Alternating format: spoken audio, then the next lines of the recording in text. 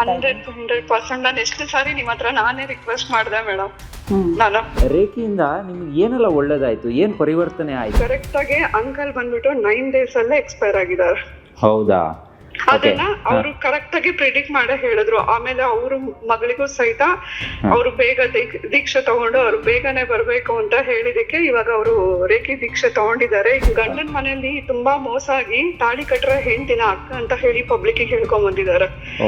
ತುಂಬಾ ತುಂಬಾ ತುಂಬಾ ದುಡ್ಡಿಗಾಗಿ ಅವ್ರಿಗಿನ್ ಮದ್ವೆ ಆಗ್ಬಿಟ್ಟು ಫುಲ್ ಟಾರ್ಚರ್ ಕೊಟ್ಬಿಟ್ಟಿದ್ದಾರೆ ಸರ್. ಮೇಡಮ್ ಎಪಿಸೋಡ್ ನೋಡಿ ಇನ್ಸ್ಪೈರ್ ಆಗ್ಬಿಟ್ಟು 19 to 20 daysಗೆ ನಾನು ಟ್ಯಾಬ್ಲೆಟ್ಸ್ ಎಲ್ಲ ಬಿಟ್ಟೆ.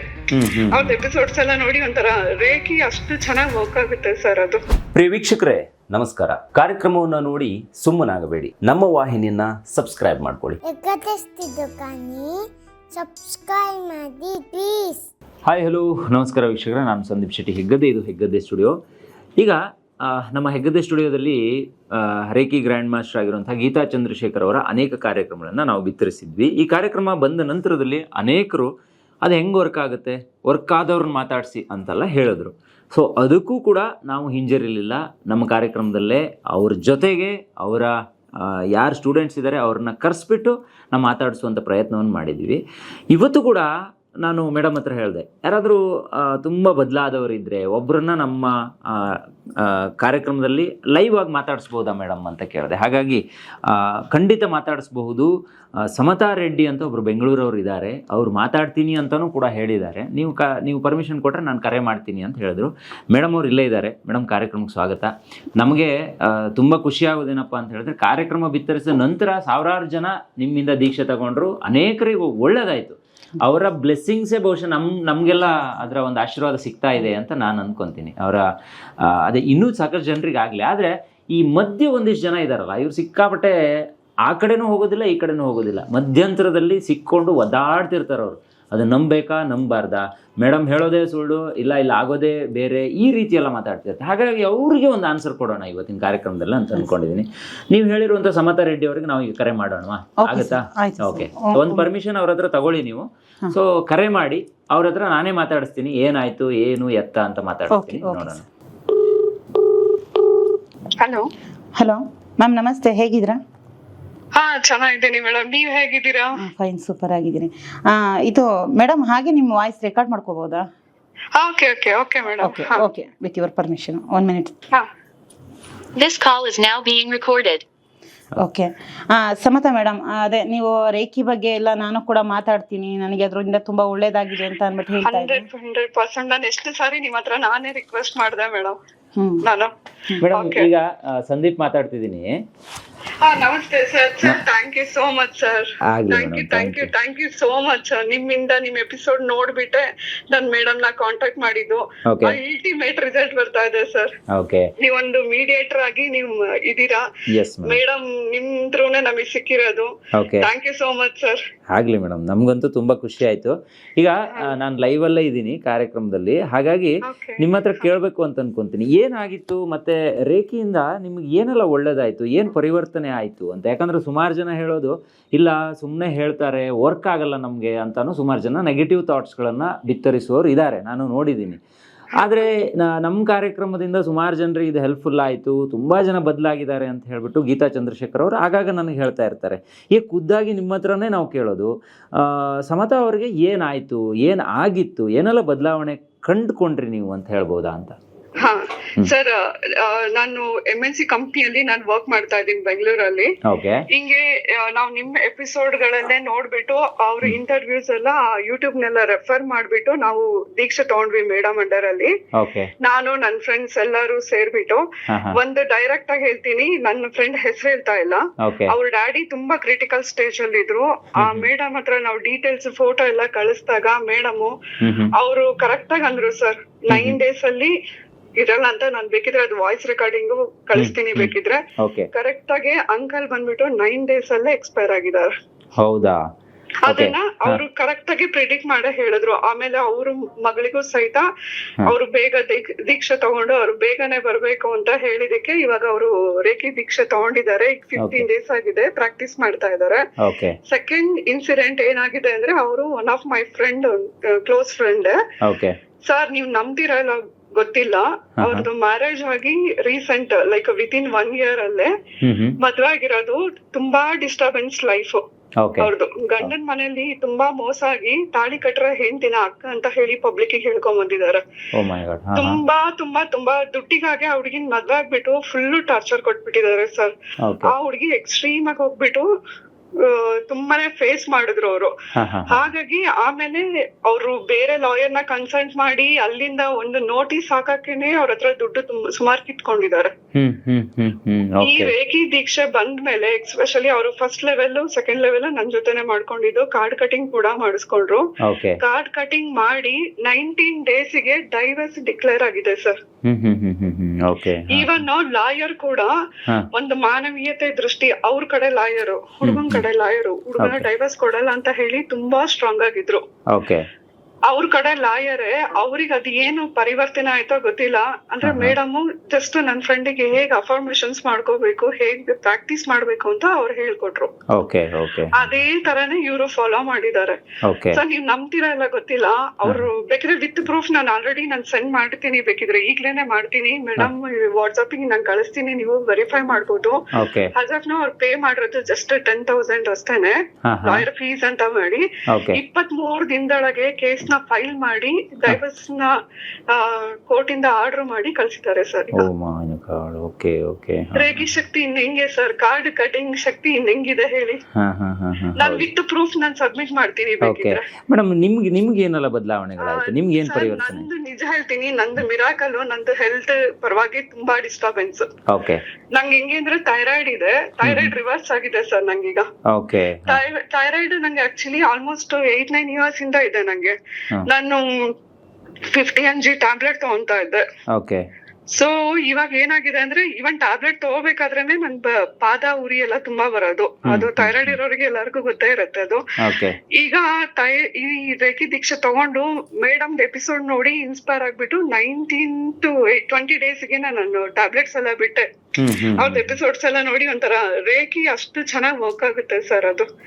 ಅದನ್ನ ನೋಡ್ಬಿಟ್ಟು ಇನ್ಸ್ಪೈರ್ ಆಗ್ಬಿಟ್ಟೆ. ಟಿಲ್ ಡೇಟ್ ತನಕನು ನನಗೆ ಒಂದು ಕಾಲ್ ನೋವು ಬಂದಿಲ್ಲ ಸರ್.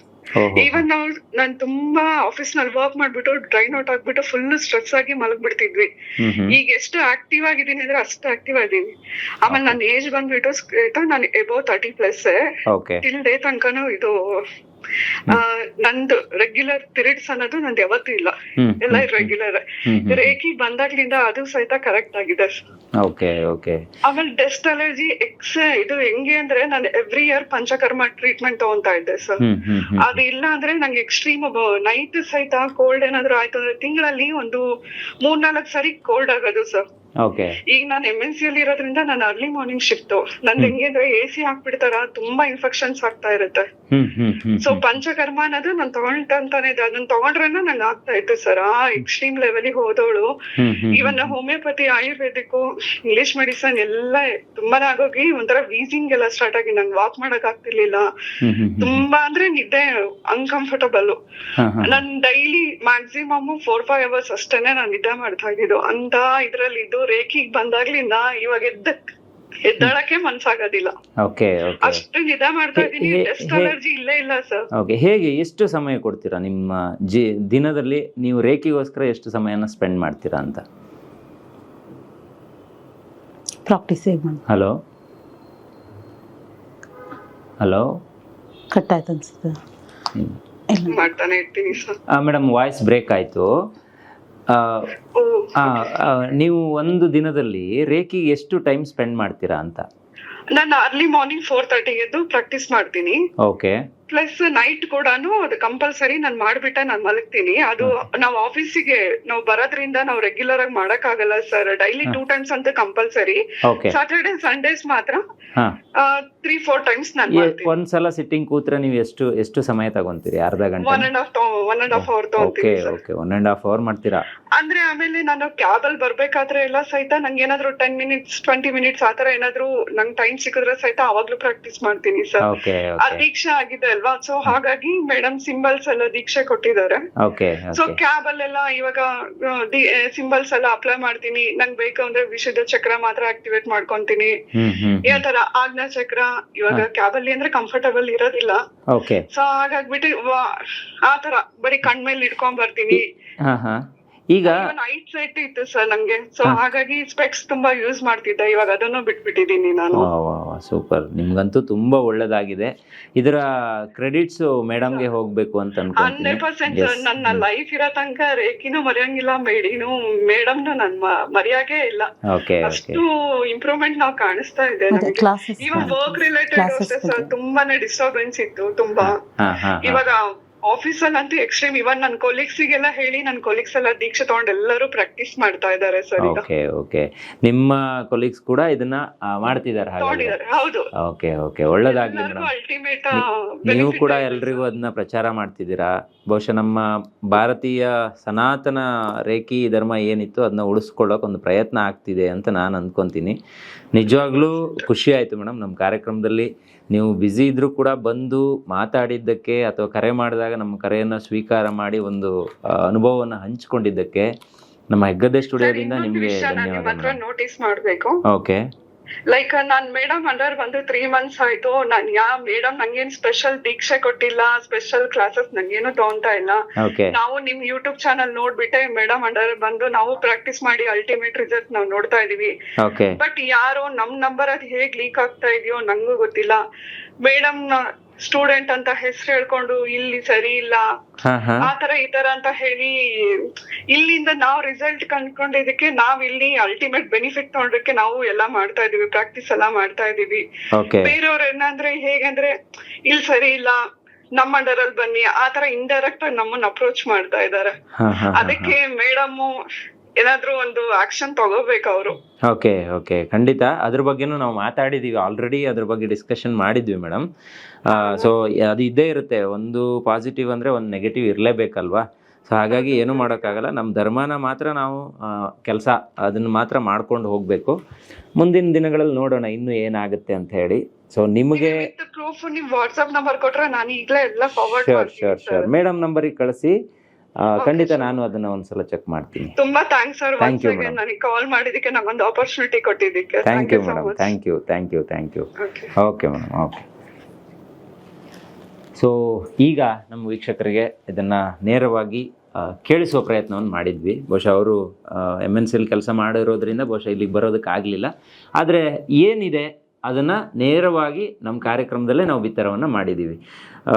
ನಿಮ್ಗೆ ಏನು ಅನಿಸುತ್ತೆ ಮೇಡಮ್ ಇದನ್ನೆಲ್ಲ ನೋಡಿದೆ? ನನಗೊಂದು ಹೆಮ್ಮೆ ಆಗುತ್ತೆ, ನನಗೊಂದು ಖುಷಿ ಆಗುತ್ತೆ. ಯಾಕಂದರೆ ನಮ್ಮ ಚಾನಲ್ ನೋಡ್ತಾ ಇರ್ತಾರಂತೆ, ಹಾಗಾಗಿ ನಿಮ್ಮನ್ನು ಅವರಿಗೆ ಭೇಟಿಯಾಗೋ ಅವಕಾಶ ಸಿಕ್ತು. ಸೊ ನಿಮ್ಗೆ ಯಾವ ರೀತಿ ಫೀಲ್ ಆಗುತ್ತೆ ಅಂತ? ಖಂಡಿತ ಸರ್, ಯಾಕೆಂದ್ರೆ ತುಂಬಾ ಖುಷಿ ಆಗುತ್ತೆ. ಒಂದು MNC ಕಂಪ್ನಿಯಲ್ಲಿ ವರ್ಕ್ ಮಾಡುವಂತದ್ದು ಸಮಸ್ಯೆ ಎಷ್ಟಿದೆ ಪ್ರಪಂಚದಲ್ಲಿ ಅಲ್ವಾ. ಅವರು ಕೂಡ ರೇಖೆನ ಸೆಲೆಬ್ರೇಟ್ ಮಾಡ್ತಾ ಇದಾರೆ ಅಂದ್ರೆ ಸೊ ಆ ರೇಖೆ ಮಹತ್ವ ಏನು ಅಂತ ಈಗ್ಲಾದ್ರೂ ತಿಳ್ಕೊಳ್ಳಿ ಅಂತ ಹೇಳ್ಬೇಕು ಅನ್ಸುತ್ತೆ ನನಗೆ. ಯಾಕೆಂದ್ರೆ ಇದಕ್ಕೆ ಈಗ ಸಂದೀಪ್ ಸರ್ ಕೂಡ ಅವ್ರ ಕೈಯಿಂದ ಆದಷ್ಟು ಯಥಾಶಕ್ತಿ ನೀವು ಕೂಡ 100% ಸಹಕಾರ ನೀಡ್ತಾ ಇದ್ದೀರಾ. ಯಾಕೆಂತಂದ್ರೆ ಇಷ್ಟು ಅವಕಾಶಗಳು ಸಿಗೋದು ಕಷ್ಟ. ಇವಾಗ ನಾವು ಅರ್ಲಿ ಮಾರ್ನಿಂಗ್ ಸರ್, ಇವಾಗ ನಾವು ನಮ್ಮ ಊರಿಂದ, ನಾನು ಹೇಳಿದೆ ಹಳ್ಳಿ ಅಂತ, ಅಲ್ಲಿಂದ ಬಂದು KR ಪೇಟೆ ಬಂದು, KR ಪೇಟೆಯಿಂದ ಈ ಒಂದು ಮಂಡ್ಯ ಪಟ್ನಾ ಬಂದು, ಪಟ್ನಾದಿಂದ ಬೆಂಗಳೂರು ಬರಬೇಕು ಅಂದರೆ ಅರ್ಲಿ ಮಾರ್ನಿಂಗ್ ಯಾರು ನಂಬಲಿಕ್ಕಿಲ್ಲ. ನಾನು ನನ್ನ ಮನೆ ಬಿಡುವಂಥ ಟೈಮು ಅರ್ಲಿ ಮಾರ್ನಿಂಗ್ 4:15 ಬಿಡ್ತೀನಿ. ಇಲ್ಲಿ 11:15 ಬರ್ತೀನಿ. ಇಷ್ಟು ಅವರು ನಾವು ಏನಕ್ಕೆ ಇಷ್ಟು ಸ್ಟ್ರಗಲ್ ತಗೊಂಡು ಅಲ್ಲಿಂದ ಇಲ್ಲಿಗೆ ಬರಬೇಕು, ಬಸ್ಸು ಟ್ರೈನು ಇದೆಲ್ಲ ಸ್ಟ್ರಗಲ್ ತಗೊಂಡು ಯಾಕೆ ರೇಖೆಯನ್ನು ಉಳಿಸ್ಬೇಕು ಅಂತ ದಯವಿಟ್ಟು ಇದಕ್ಕೆ ನಿಮ್ಮ ಕೈಲಾದಷ್ಟು ಸಹಕಾರವನ್ನು ಮಾಡಿ ದಯವಿಟ್ಟು ರೇಖೆ ವಿದ್ಯೆ ಬಗ್ಗೆ ತಿಳ್ಕೊಳ್ಳಿ.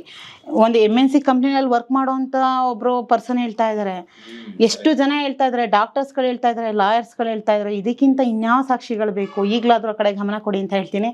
ಹಾಗೆ ಸರ್ ನಿಮಗೂ ಕೂಡ ಅಷ್ಟೇ ಒಂದು ಹೃದಯಪೂರ್ವಕವಾದ ಧನ್ಯವಾದ ಹೇಳಲಿಕ್ಕೆ ಇಷ್ಟಪಡ್ತೀನಿ. Thank you very much sir. ಯಾಕೆಂದರೆ ನಿಮ್ಮ ಒಂದು ಚಾನಲಿಂದ ನನಗೆ ಅದ್ಭುತವಾದ ಸ್ಟೂಡೆಂಟ್ಗಳು ಸಿಕ್ಕಿದ್ದಾರೆ. ನಾ ಅದ್ಭುತವಾದ ಗುರುನೂ ಅಲ್ವೋ ಗೊತ್ತಿಲ್ಲ, ಬಟ್ ನನಗೆ ಒಳ್ಳೊಳ್ಳೆ ಸ್ಟೂಡೆಂಟ್ಗಳು ಸಿಗ್ತಾ ಇದ್ದಾರೆ. ಹಾಗಾಗಿ ನಾನು ಗೊತ್ತಿಲ್ಲ, ನಾನೇ ತುಂಬ ಅದೃಷ್ಟಶಾಲಿ ಅಂತ ಅನ್ಸುತ್ತೆ. Thank you sir, thank you very much. ನಿಜವಾಗ್ಲೂ ಖುಷಿ ಆಯಿತು ನೋಡಿ.